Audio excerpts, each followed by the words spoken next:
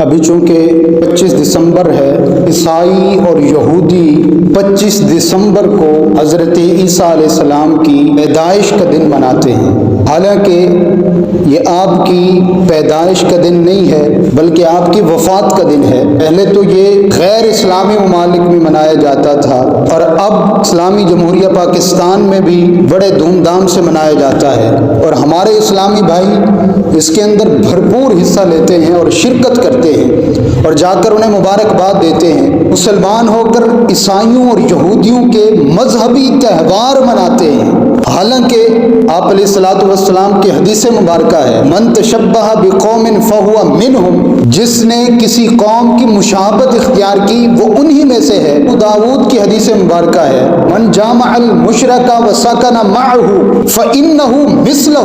آپ علیہ الصلوۃ والسلام نے ارشاد فرمایا، جس نے کسی مشرک قوم کے ساتھ مل کر ان کا مذہبی تہوار منایا یا ان کا راہ و رسم ادا کیا، فَإِنَّهُ مِثْلَهُ، تو وہ انہی کی مثل میں سے ہے، ہمارا اس کے ساتھ کوئی تعلق نہیں۔ خلاصہ کلام یہ ہے، کرسمس ڈے منانا مسلمان پر حرام ہے۔